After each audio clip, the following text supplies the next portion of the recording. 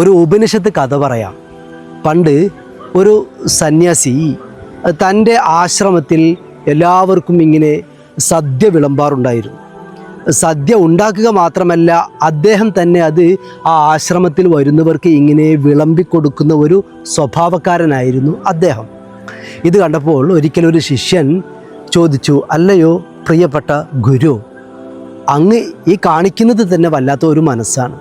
പിന്നെ ഈ വിളമ്പിക്കൊടുക്കുന്നത് കൂടി എന്തിനാണ് ചെയ്യുന്നത്? ഞങ്ങളൊക്കെ ഇവിടെ ഉണ്ടല്ലോ. അപ്പോൾ ആ സന്യാസി പറഞ്ഞ മറുപടി, എൻ്റെ പ്രിയപ്പെട്ട മകനെ, ഈ ഭക്ഷണം അത് സ്നേഹമാണ്. അത് ഞാൻ തന്നെ എൻ്റെ കരങ്ങൾ കൊണ്ട് വിളമ്പിക്കൊടുക്കുമ്പോഴാണ് ആ സ്നേഹം പൂർണ്ണമാകുന്നുള്ളൂ എന്നായിരുന്നു ആ സന്യാസിയുടെ മറുപടി. ഈ കഥയിൽ നമുക്കുള്ള പാഠം എന്താണെന്നറിയോ?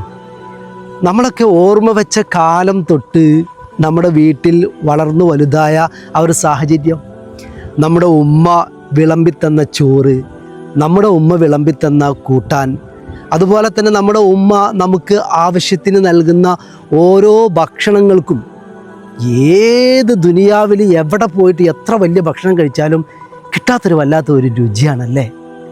അതൊരു സ്നേഹമാണ്. അപ്പോൾ നമുക്ക് ഭക്ഷണം തന്നവരെ നമ്മൾ മറക്കരുത്. പ്രത്യേകിച്ച് നമ്മുടെ ഉമ്മ, നമ്മുടെ വീട്ടുകാർ, നമ്മുടെ കുടുംബക്കാർ, ജാതി മത ഭേദമന്യേ എല്ലാവരോടും എനിക്ക് ഷെയർ ചെയ്യാനുള്ളത് ഈ ഒരു സന്ദേശമാണ്. എല്ലാവരും എൻ്റെ ഈ ചാനൽ സബ്സ്ക്രൈബ് ചെയ്യണം, സപ്പോർട്ട് ചെയ്യണം, ആ ബെല്ലൈക്കൺ ഒന്ന് പ്രസ് ചെയ്യണം.